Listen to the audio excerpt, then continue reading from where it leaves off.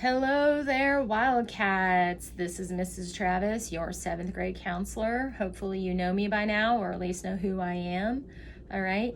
I am here to do another video for you, and today we are going to talk about the long-term effects of practicing mindfulness. Right? So we've been practicing mindfulness ever since we came back to school, and you're probably wondering, does this really work? Right? Well, guess what? There's a whole bunch of research behind it that says that it does. So people have actually studied this and found it to be helpful.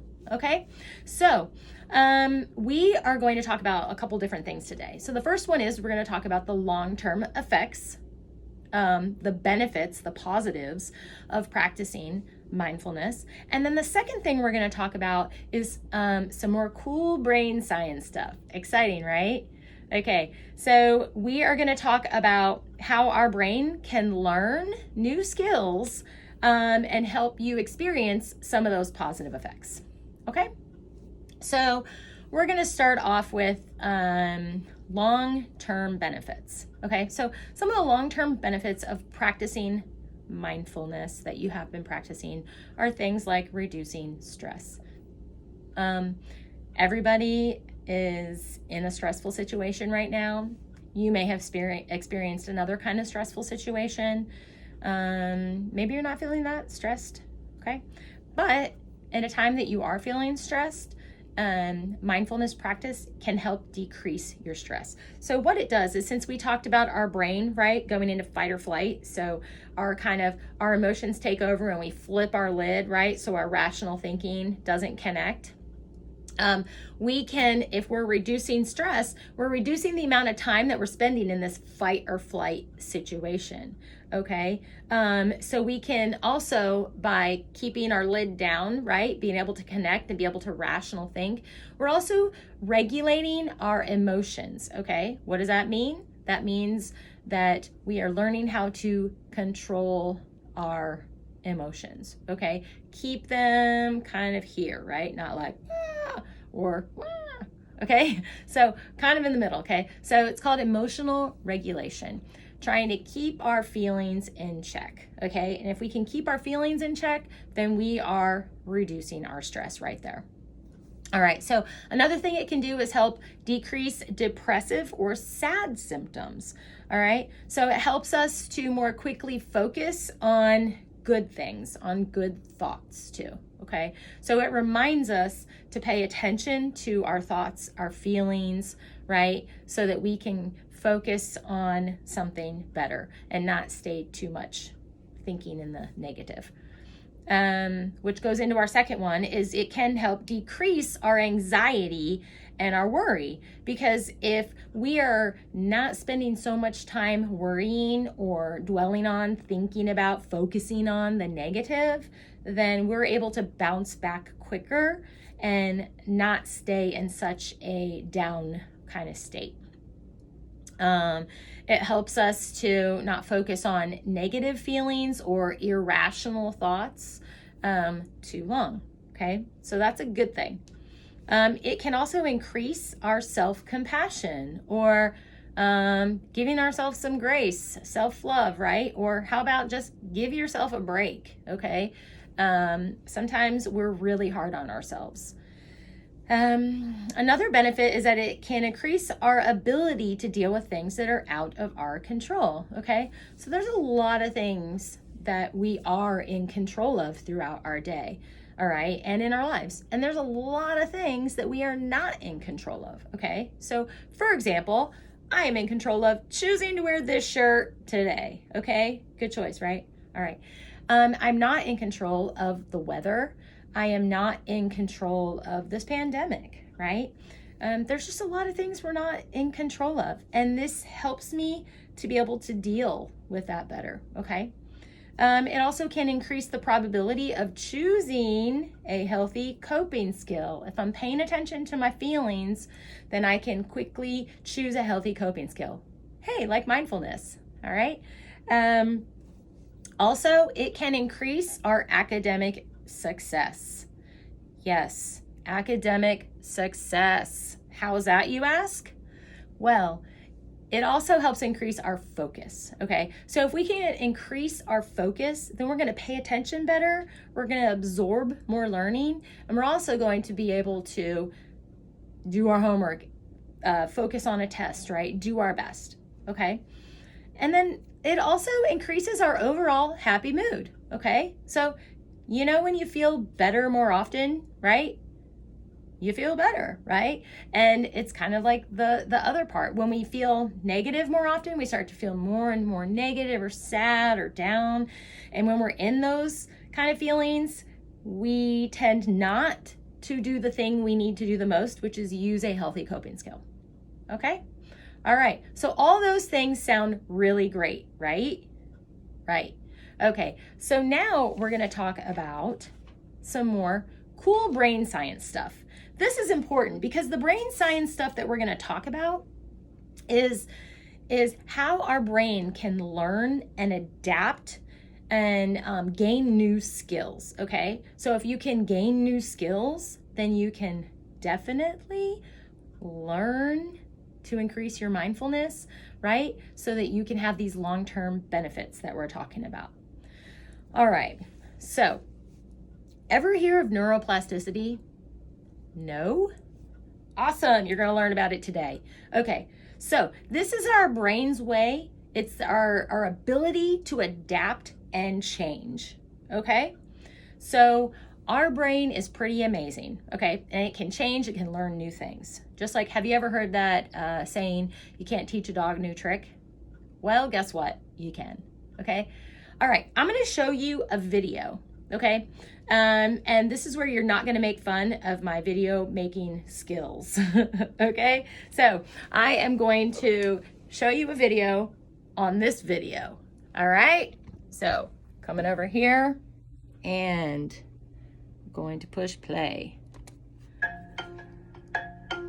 Not so long ago, many scientists believed that the brain did not change after childhood, that it was hardwired and fixed by the time we became adults. But recent advances in only the last decade now tell us that this is simply not true. The brain can and does change throughout our lives.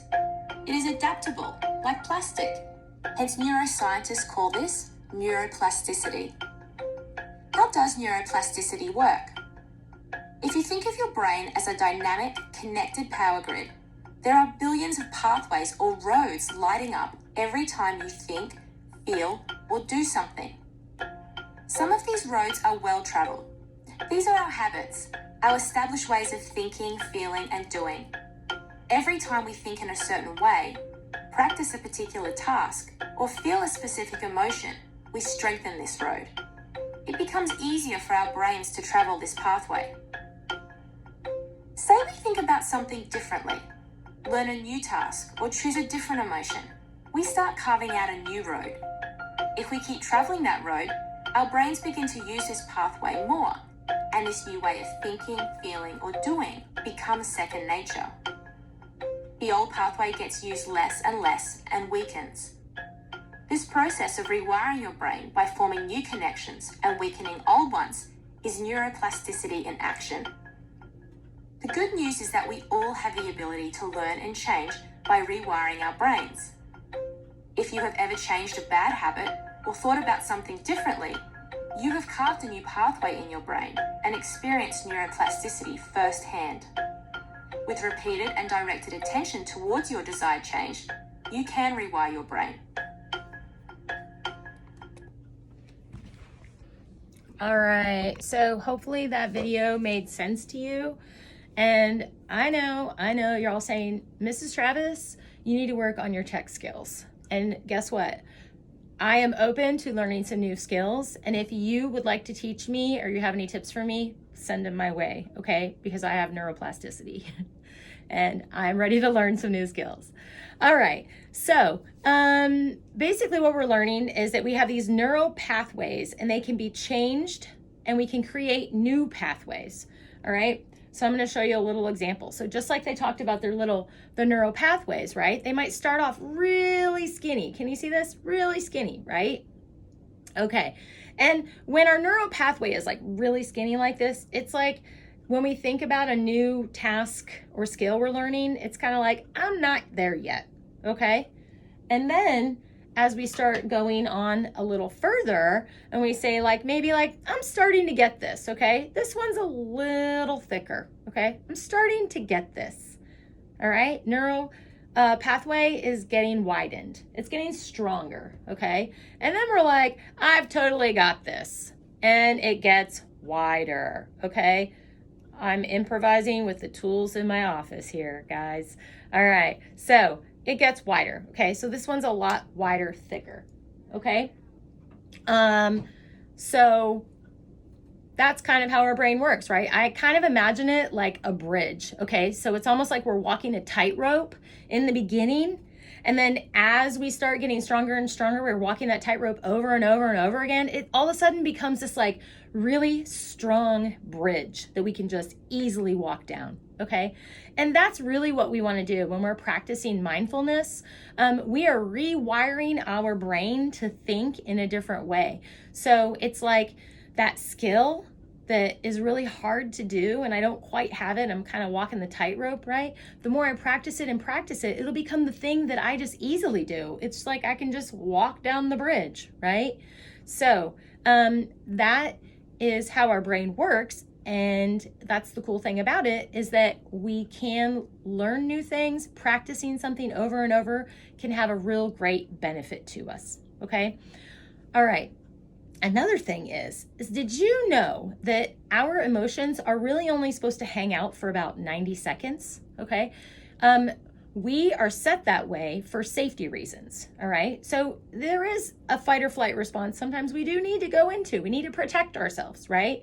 Or maybe we walked out into the street and someone honks a horn, we're like, wow, we need to react really quick, right? So we don't get hit by a car, or any other situation. But we don't need to hang out in this emotion for more than 90 seconds, okay? So sometimes when we hang out for more than 90 seconds, we start dwelling on these negative thoughts. They might become bigger and bigger. We might tell ourselves a story that's not even true at all, that we just made up because we get ourselves more and more mad. Think about a time where maybe somebody did something to you and it hurt your feelings or it made you angry, something, right? And the more you thought about it, the more angry you got. Has that ever happened to anybody? It's happened to me. All right. So that's really where we don't want to go, okay? Our feelings come in for about 90 seconds. We want to let our feelings come in. That's why we're practicing mindfulness. So I'm going to recognize that feeling, right? And then I'm going to go, oh, what am I going to do about it now? Okay. So now I'm going to choose a coping skill that is great for me, that's going to help me feel better and not stay in this place of anger or sadness or negativity, whatever it might be. Okay. So, building those neural pathways are going to help us get out of that feeling a lot quicker. All right. And building those neural pathways means just practice. Okay. Practice, practice, practice, and you'll be better. Okay. So the next time you find yourself dwelling on, ruminating over, just really, really thinking about something negative, right? A thought, I want you to think to yourself, right? First of all, am I in physical danger? Most of the time we're not. Most of the time when these thoughts are coming in, it's really a feeling that we had and we turned it into all these negative thoughts, okay? So when that happens, I want you to try to recognize it, right? So when you recognize it, change that thought to something like, I'm safe, okay? This feeling can't hurt me. You've probably all heard this. This too shall pass. These feelings always pass. I can handle this. These feelings are uncomfortable, but I'm going to get through this. I have learned tools to get through this, okay? I can handle this experience. I will be okay, all right? So again, that goes back to even some of the benefits, right? So the more we use it, the more benefits we get and the better we are at using this, but is give ourselves a break, okay? So when you start to have these negative thoughts, give yourself a break and just go, hey, you know what? I'm safe. I'm gonna get through this. This feeling doesn't feel good, but it's going to go away and I'm going to be okay. All right. If you can do that, that's going to help you down your path to be successful and to be having that happy mood that we talked about also. All right. Thank you guys for having me again today and listening. As always, if you have a question, a comment, you want to talk, anything, please fill out my Google form to contact me or just shoot me an email. Okay. I'm always here for you. Let me know what you need. All right. Have a great day, Wildcats.